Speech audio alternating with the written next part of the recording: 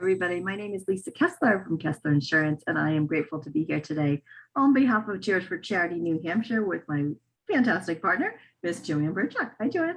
Hey, Lisa. Hi, I'm JoAnn Burchuk with Lighthouse Physical Therapy, and we are excited for another great interview. And today we have Corina with Ink4Pink, and so excited to hear about what you guys are doing over there. So, Corina, just introduce yourself and tell us a little bit about your organization. Thank you. Well, first of all, thank you for having us on here. So Ink4Pink is an organization. We're just newly formed, and our focus is to assist breast cancer survivors with the last part of the reconstruction, which is an areola, nipple, or breast tattooing. It's something that's near and dear to me, obviously. I went through breast cancer, and through my journey, found out that this was not covered by insurance in most cases, and it's something that should be. So we want to, obviously, number one, bring awareness to that, and two, assist women and men that this has happened to, make them feel whole, because everybody is totally different on what will make them feel like themselves again after surgery. So that's how we started the organization. It was myself, and I reached out to close friends, Dr. Wilson, who is the plastic surgeon in Portsmouth, who did my surgery. He is also on the board. We have a vision to assist as many people as we can. So that's a little bit about Ink. No, that is great. What a great way to give back to the women that have had to have the surgery and don't have the means to support it. So, so if somebody came to you looking for that, what's the process like for them? Yeah, so on our website, we have a request help, and it's just a basic email template. From there, we ask if they would give us an example or an experience. We want to make sure, obviously, that insurance was sought out and denied before opening, because insurance obviously will be like, yeah, they'll just pay for it. But we have a request form, so it asks like when you had your surgery, tell us a little bit about your journey if you would like, and then we get an email. And we'll go back and forth and ask questions as far as determining, and then the board will meet. Either right now we do once a month we meet, or we will do, if it's really critical, we'll do an email, and we'll decide that way. Because there's some way, like, I mean, the cost is sometimes somebody's mortgage or somebody's payment, and it's just, you don't want people out that money for a very long period of time if it's something we can do right away. How much of the cost do you guys cover then? So if it is an insurance claim, we will cover what they won't. So sometimes it's like that 20% buffer. Sometimes it's denied altogether, and we will cover the full amount. Yeah. That's incredible. What a great gift. I can't even imagine, I mean, to have that part of you back in some way that, you wouldn't have been able to afford. It's pretty crazy when you do have it done. I can speak for myself because I did have a double mastectomy. I didn't have any nipples. You kind of look like a Barbie doll. Like if you ever picture back when you were a child and the Barbie doll, that's exactly what you look like, with scars.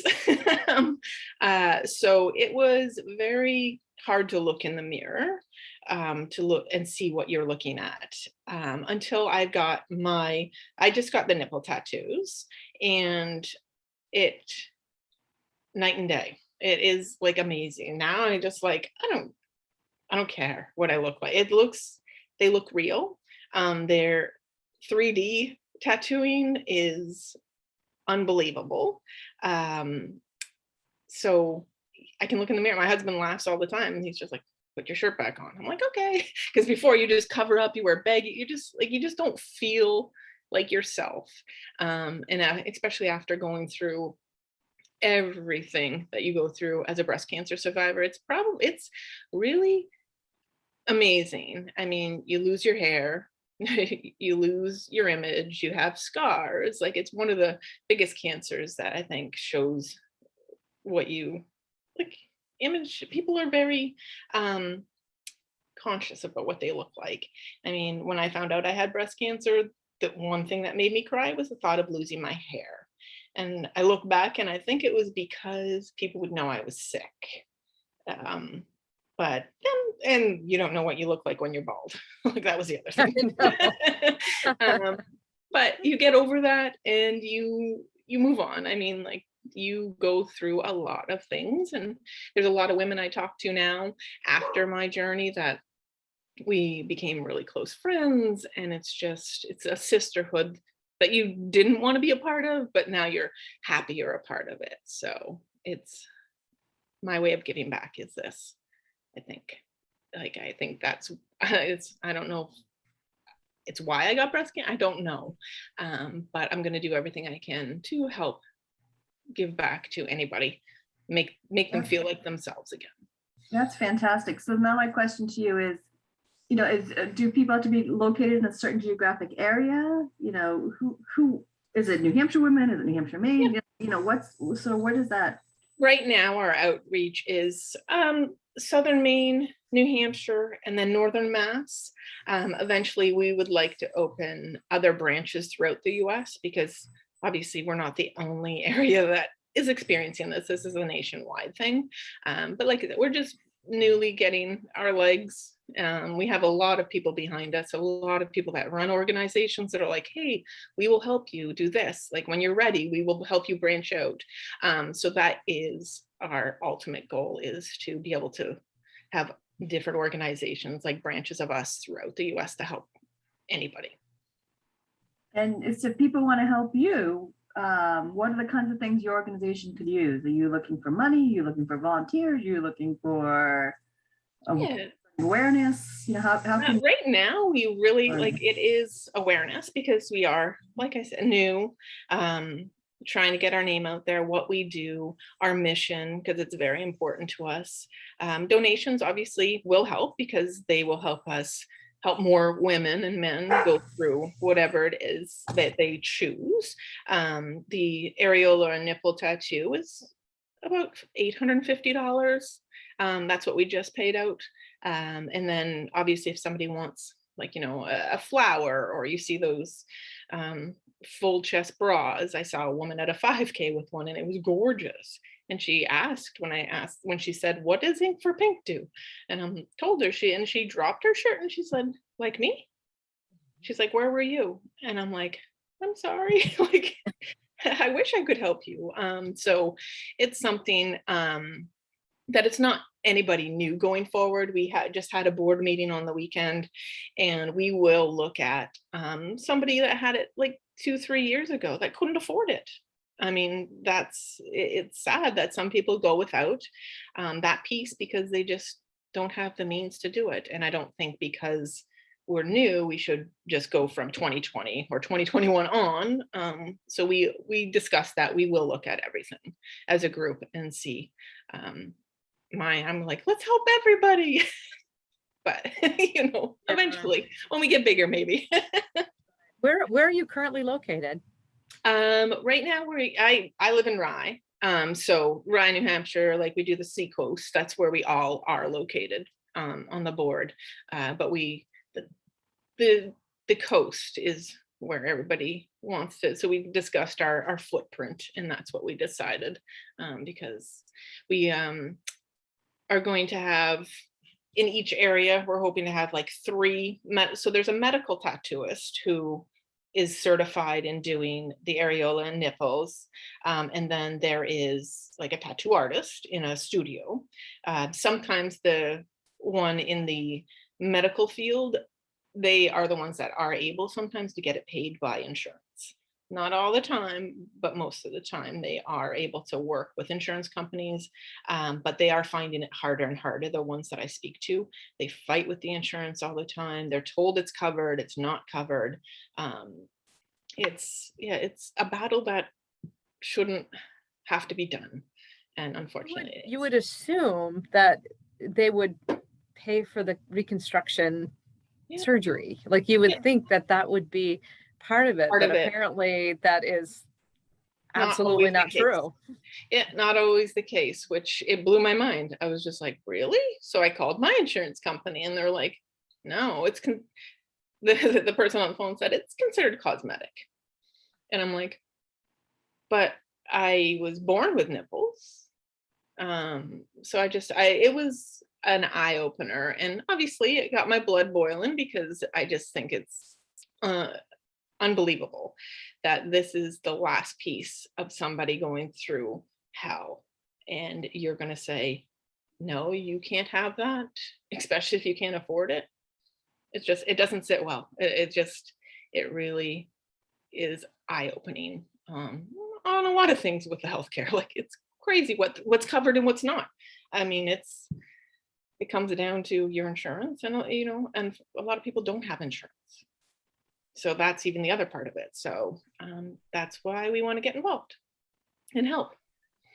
Just from an experience standpoint on your end, so I have a thought that, getting a tattoo is very painful.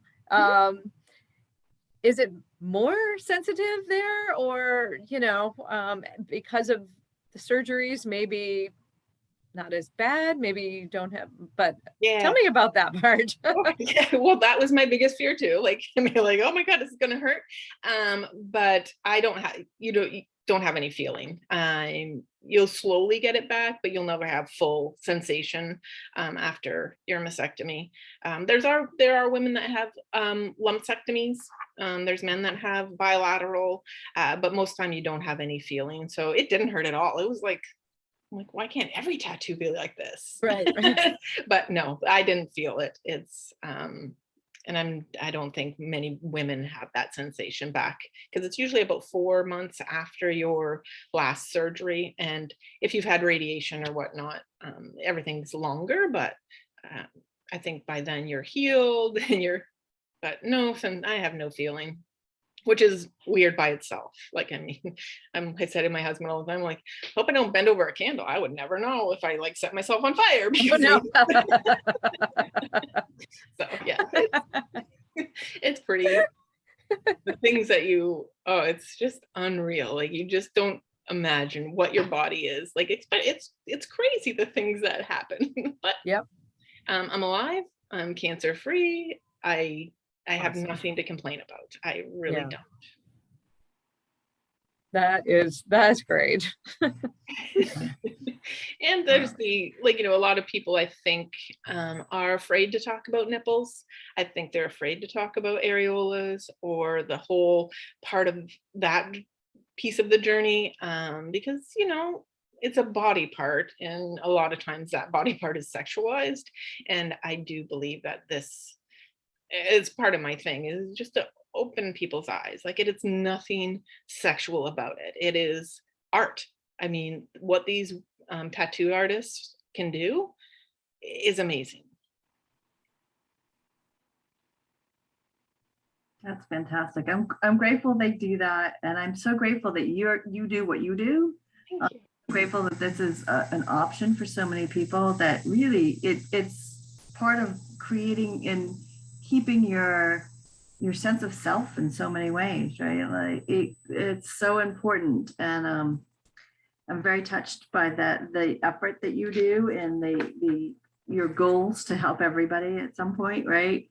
I hope you grow to the point where you can. There's no boob untouched or whatever it is, right? Like, you need to do a little slogan like that. Exactly.